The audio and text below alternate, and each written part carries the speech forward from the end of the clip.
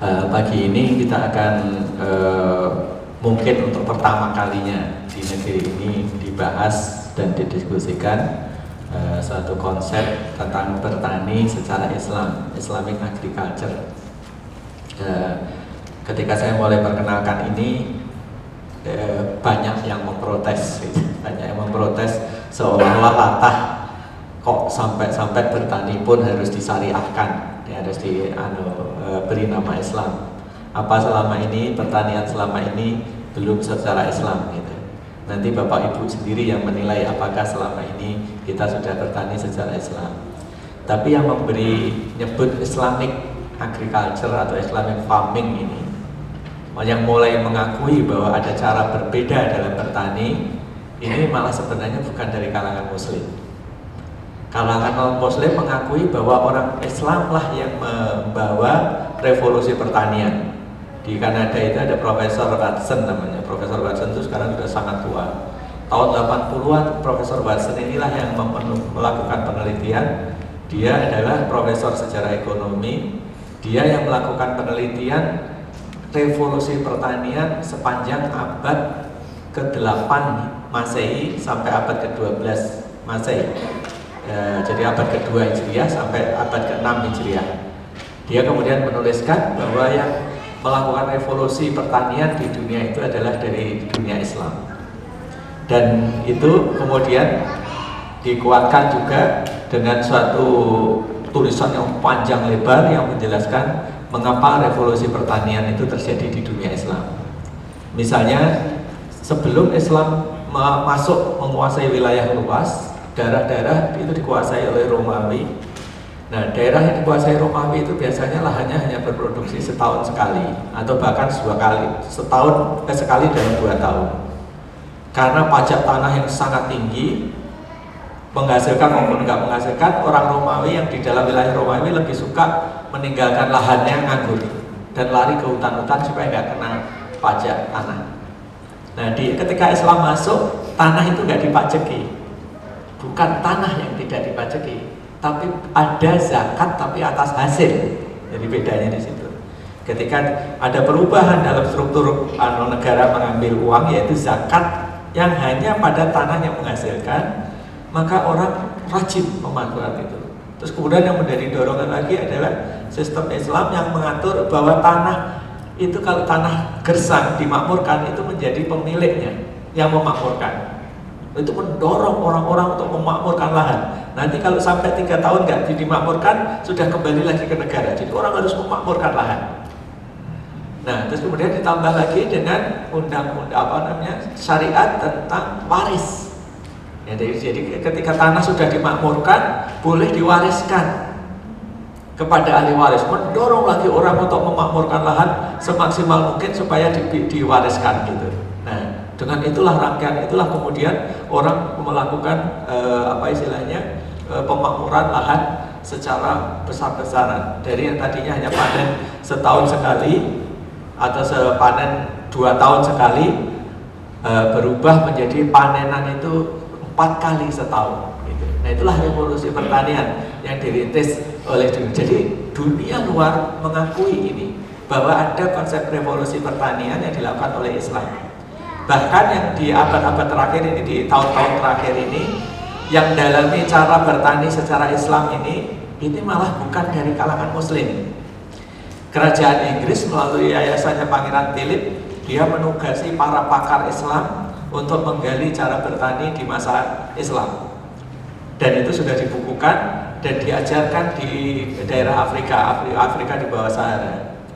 Kemudian Academy of Science di Cina mengundang profesor peneliti yang dari Kanada tadi untuk bercerita kepada para ilmuwan Cina bagaimana dahulu revolusi pertanian dibuat di dunia Islam.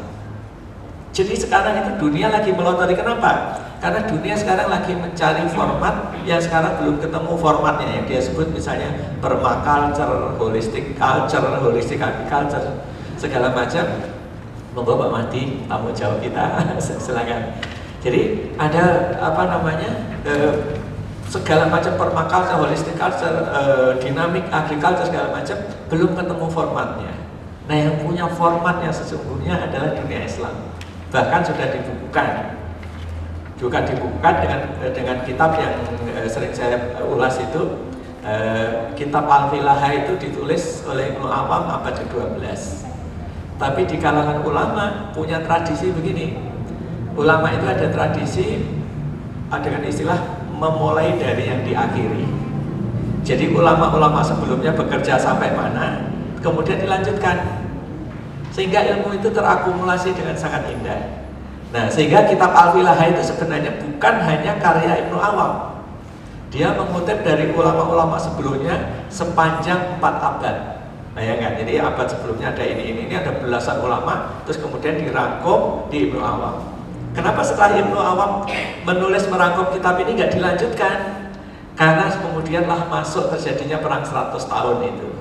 Dan terus setelah itu terjadi kemunduran di Andalusia sehingga tidak ada pengembangan ilmu. Tapi yang sudah dikumpulkan Ibnu Awam itu dipakai selama 8 abad kemudian.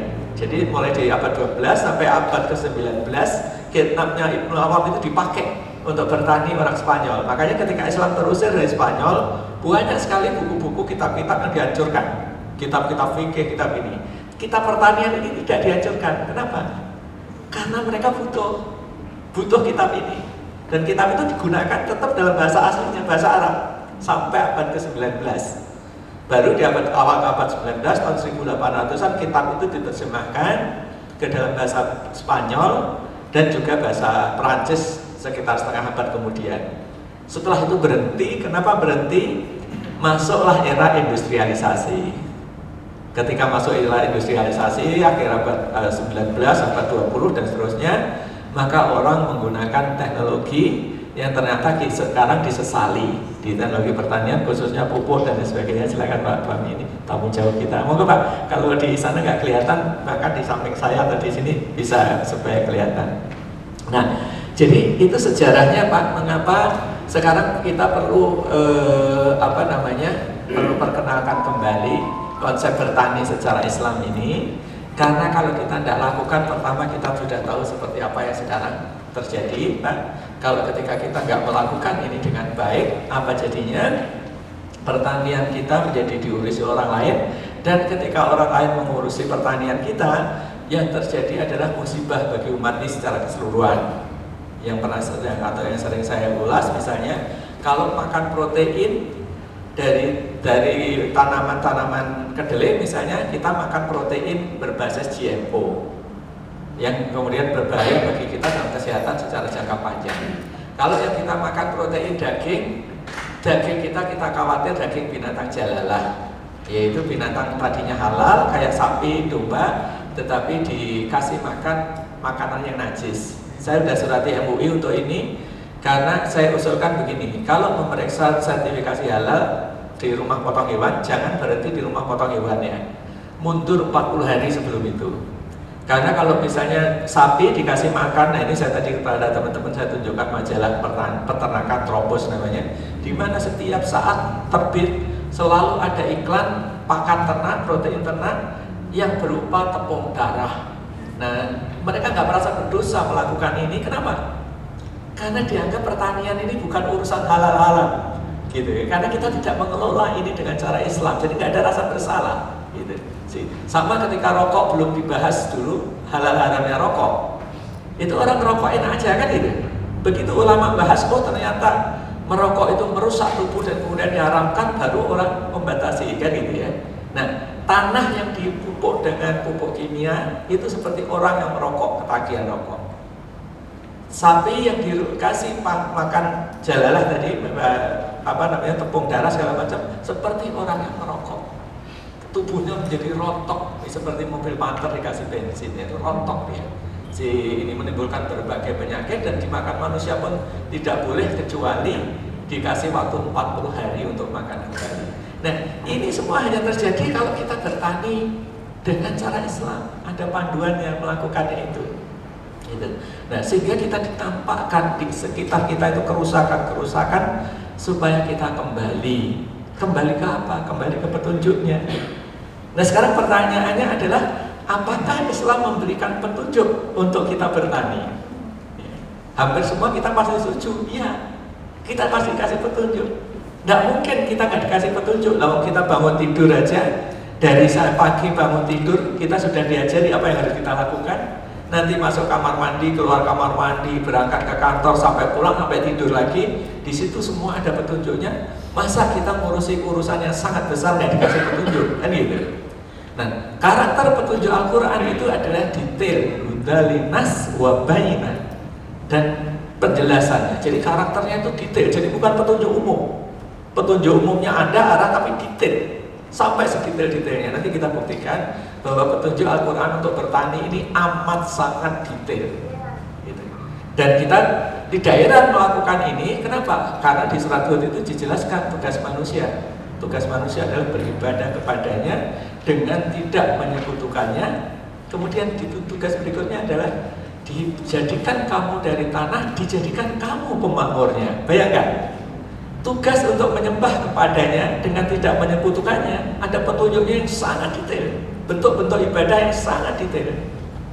Nah, tentu tugasnya berikutnya untuk memakmurkan bumi pasti juga diberi petunjuk-petunjuk yang sangat detail gitu. Nah, cuman petunjuk-petunjuk yang sangat detail ini kita nggak gunakan selama ini gitu. Di IPB nggak diajarkan, bertani secara Islam nggak diajarkan. Di IAIN tidak diajarkan cara bertani, ya kan? Jadi itulah ilmu, musibah dari ilmu yang dikapling-kapling, sehingga ada yang belajar ujung sana, belajar ujung sini, sehingga hal yang esensial ini kelewat. Nggak ada yang mempelajari orang Islam bagaimana bertani, nggak ada yang ngajarkan sekarang, nggak ada yang ngajarkan. Maka melalui forum ini kita mulai mengajarkan. Dan nanti melalui bapak-bapak sekalian, teman-teman sekalian, ini kita sebarluaskan. Jadi kita niat untuk mengisi celah ini, celah untuk mengajarkan bertani secara Islam. Gitu. Karena ini nggak ada yang mengajarkan. Kemudian ini juga tanggung jawab kita untuk meneruskan karya ulama. Jadi ulama-ulama dulu punya kebiasaan tradisi sambung menyambung, ilmu yang diakhiri di sini lanjutkan ini dilanjutkan ini. Nah, karya ilmu pertanian ini berakhir di abad ke-12 dengan kitabnya Al-Filaha itu. Tugas kita sekarang melanjutkan di abad ini untuk memakmurkan bumi dengan cara itu, gitu ya, dengan cara petunjuk Al-Quran tadi. Nah, ini sebagai gambaran Pak ya. Jadi bukannya kita mundur sekarang. Karena ketika saya perkenalkan, sering orang bicara, Pak sekarang kan sudah dunia maju abad 21, masa kita mau mundur ke abad pertengahan, mundur 1000 tahun kan gitu ya sih untuk melakukan ini. Justru ini kitab Al-Quran itu diturunkan 14 abad yang lalu sampai sekarang masih valid. Ketika kita belajar Ibnu Nabawi, apa kita merasa mundur? Tidak. Kita justru kembali kepada yang alami. Demikian pula dengan pertanian ya. Jadi di pertanian itu sekarang orang lagi mencari dengan berbagai nama. Ini sekitar nama-nama yang saya coba kumpulkan, bagaimana orang menyebutnya di pertanian yang sedang mencari. Jadi di dunia itu bingung. Ketika kita tahu pupuk dampaknya ini rusak lingkungan, rusak ozon, rusak menyebarkan CO2, orang berusaha kembali. Nah, kembalinya kan tidak ada petunjuk, maka dia mencari bentuknya sendiri. Tapi kalau kita tanya, apakah sebenarnya organic farming itu seperti apa? Dasarnya apa yang disebut organic? Apa yang disebut permaculture, holistic farming? Nanti mereka akan punya definisi sendiri-sendiri. Karena nggak ada petunjuk. Nah, Islam punya, gitu. Islam punya yang sangat baku, rujukannya sama. Nah, sehingga kalau kita kembali ke situ, kita akan terjawab semua persoalan yang ada. Nah, apa yang membedakan? Yang membedakan pertanian Islam dengan pertanian yang lain pada umumnya. Jadi ini sebagian sangat banyak yang membedakan. Tapi poin-poin ini yang saya ambil ini adalah poin-poin dasar yang membedakan. Yang di Al-Quran juga disebutkan dalilnya gitu ya. Apa yang membedakan bertani kita? Pertama, niat. Sejak niat, karena itu yang menentukan kita, menentukan nilai dari amal kita, perbuatan kita. Sejak niat kita berbeda. Misalnya apa? Kalau orang bertani, kita tanya bertani ya, pada umumnya niatnya apa bertani? Dan itu ya. Tentu pengen banyak petani-petani yang sampai di Indonesia itu ada petani yang mempunyai lahan seluas negeri Inggris. Saking serakahnya kan gitu ya. Di tempatnya Pak Mahdi di Riau, waktu saya ke sana dikabari ada petani yang menguasai tanah 800.000 hektar. Tahu nggak 800.000 hektar itu luasnya seberapa? 40 kali dari kota Depok. Seorang petani, jadi keserakahan luar biasa seperti itu. Karena niatnya untuk memperkaya diri dan lain sebagainya. Lalu di Islam dikasih contoh, kita salah niat aja bertani sudah dihancurkan. Sudah dihancurkan. Itu ada di surat Nun, ada di surat Al-Kahfi. Di surat Al-Kahfi itu yang pemiliknya sombong, dia merasa hasil karyanya ada karyanya. Di surat Nun pemiliknya berniat ketika panen jangan sampai ada yang bocor ke orang miskin, kan gitu. Jangan tentu ini. Jadi baru niatnya salah sudah dikasih contoh yang seperti itu. Nanti mungkin timbul pertanyaan kepada Anda, lupa di Amerika, di mana-mana, itu Cina-Cina, bahkan di Indonesia punya pertanian yang luas-luas kok nggak dihancurkan Allah? Gitu. Niatnya apa? Beda. Di situ bedanya. Jadi kalau ada ini hanya beda ini supaya orang nggak salah, loh itu berarti itu direstui Allah, tidak. Untuk bisa memahami ini hanya bisa dijelaskan dengan baik dengan suatu cerita. Dalam satu cerita diceritakan ada seorang raja yang sangat alim, tapi bagaimanapun sebagai manusia dia tentu dalam hidupnya ada kesusahan, ada kekeliruan. Maka menjelang meninggalnya dia hanya pengen makan ikan, suruhan orang sekerajaan nangkap ikan. Semua ikan diusir oleh malaikat, dilarikan supaya dia nggak bisa makan ikan. Kenapa yang raja yang alim ini sama Allah nggak boleh makan ikan yang sangat diinginin menjelang? Karena dia pernah berbuat sedikit kesalahan yang Allah pengen menghapuskannya. Sehingga ketika dia meninggal nanti tinggal seluruh kebaikannya dia. Sehingga tidak diberi makan ikan. Sebaliknya ada raja yang sangat dolim. Sepanjang hidupnya selalu berbuat kedoliman. Hanya ada sangat sedikit kebaikan. Menjelang kematiannya dia pengen makan ikan, malaikat diperintahkan untuk mengumpulkan ikan-ikan mendekat. Supaya apa? Supaya Allah membalas kebaikannya di dunia selagi dia di dunia. Setelah meninggal, habis kebaikannya, tinggal di azab gitu. Nah, jadi kita supaya jangan melihat bahwa loh yang dilakukan orang lain tidak beriman begini gitu. Jadi kita justru pengen sebaik mungkin kita berbuat dan diberi pahala oleh Allah di dunia dan di akhirat, dan tidak sampai juga menjelang akhir kita diazab kan gitu. Ya karena kita mohon ampun supaya Allah mengampuninya kan gitu ya. Jadi niat pun sudah melakukan membuat perbedaan yang sangat besar. Terus kemudian iman, dampaknya apa iman? Iman ini ibaratnya angka 1 di depan angka 0. Berapapun upaya, berapapun keberhasilan kita tanpa dikasih angka 1 di depannya, semuanya tidak ada nilai, yaitu 0 gitu. Jadi iman menjadi prasyarat itu, dan ini kaitannya bertakwa. Iman dan takwa menjadi kaitannya. Sering orang mengabaikan ini, iman dan takwa ini nggak ada hubungannya dengan pertanian. Kalau bertani nggak usah latah memberi nama syariah, nggak ada hubungannya kan gitu ya. Padahal prasyarat dari keberkahan bumi itu adalah iman dan takwa.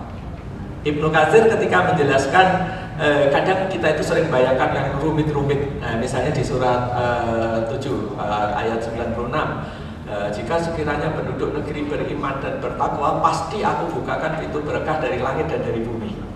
Loh, kita kan sering bayangkan yang sulit-sulit, pintu berkah dari langit bentuknya apa, bumi dari apa gitu. Tapi Ibnu Katsir menerjemahkan dengan cara yang sederhana sekali. Berkah dari langit itu ya hujan, ya. Berkah dari bumi itu ya bumi yang subur. Ya kan gampang kan, gitu ya. Bumi yang subur, hujan ada dengan. Jadi artinya hujan turun, berkahnya bumi tergantung dari keimanan dan ketakwaan kita. Sama juga dengan ketika Ibnu Katsir menjelaskan surat Ad-Dariyat, wa fis sama'i rizqukum wa ma tu'adun. Dan dari langitlah rezeki-rezekimu dan apa-apa yang dijanjikan kepadamu. Dia lagi-lagi menerjemahkan, mentafsirkan dengan cara yang sederhana. Yang disebut rezeki dari langit ya hujan tadi.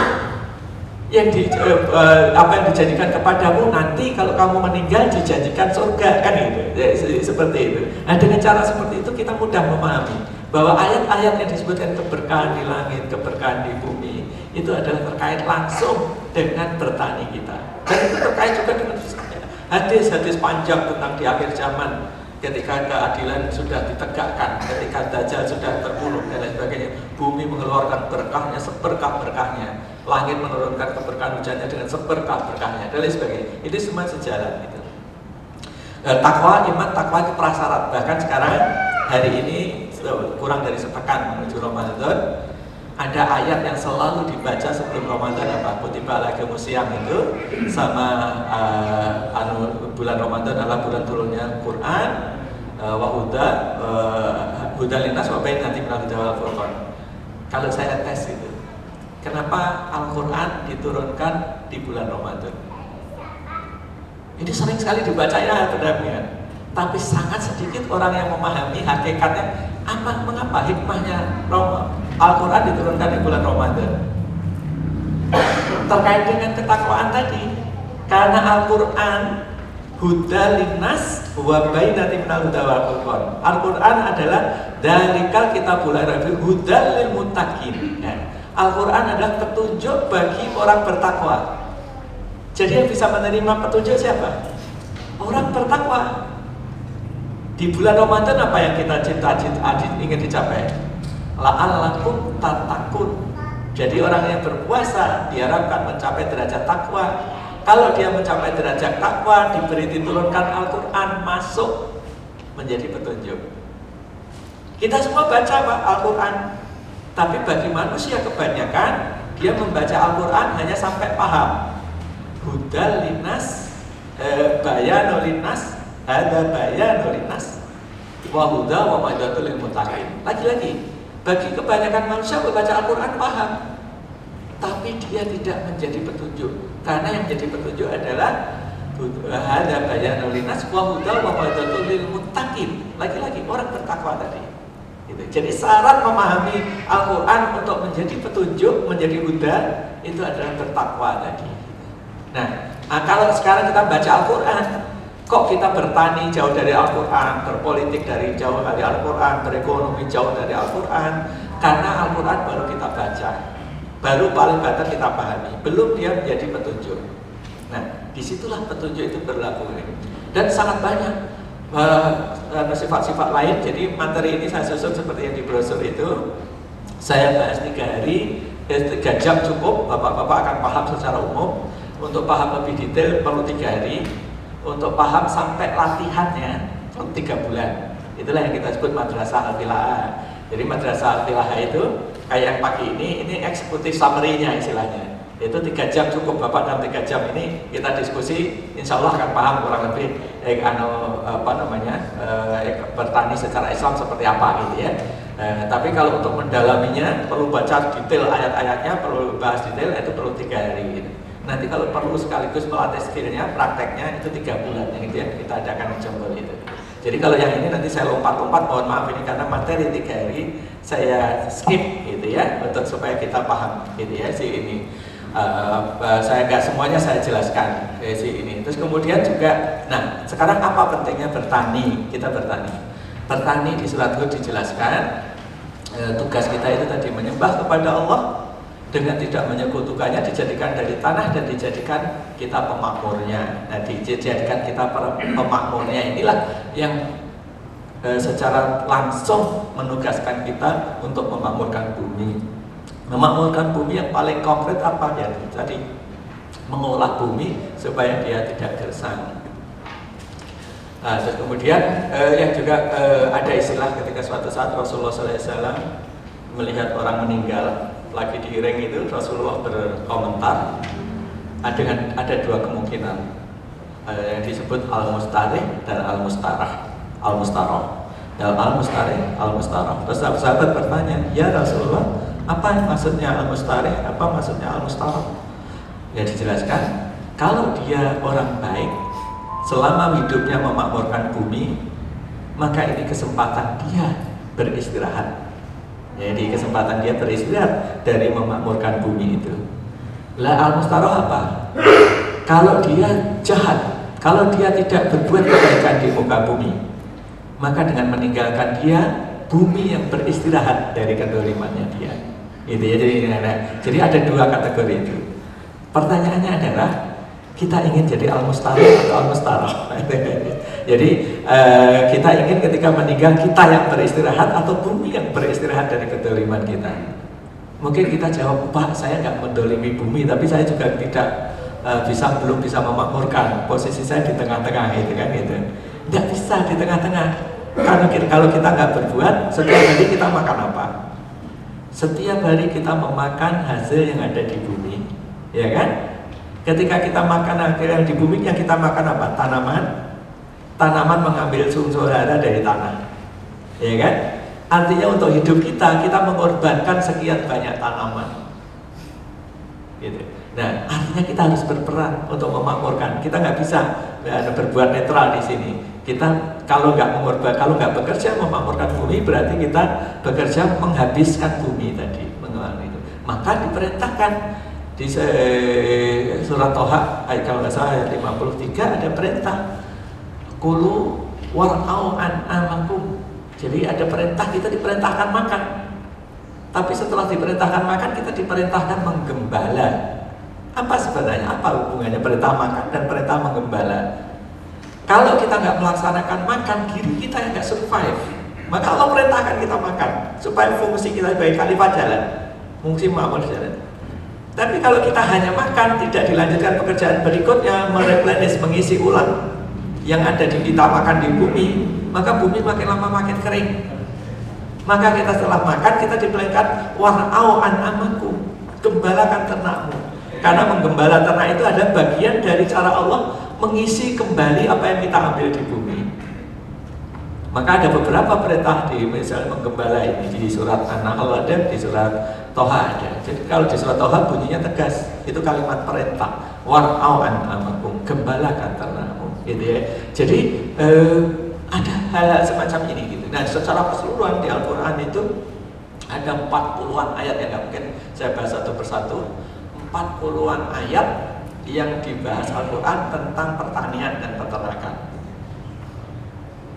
Ini ayat-ayatnya saya lewati saja. Saya banyak ini yang kita bahas kalau kita program ini 3 ini, sehingga saya kopikan ini. Tapi nanti bagi bapak-bapak yang ingin memperoleh full copy dari ini, boleh mengcopy materi ini yang full gitu. Ini ayat-ayatnya sangat banyak, ada 44 surat yang menyebar di 26 juz yang membahas tentang pertanian ini. Jadi menunjukkan betapa seriusnya pertanian ini dibahas di Al-Quran. Nah, saya akan mulai dari sini.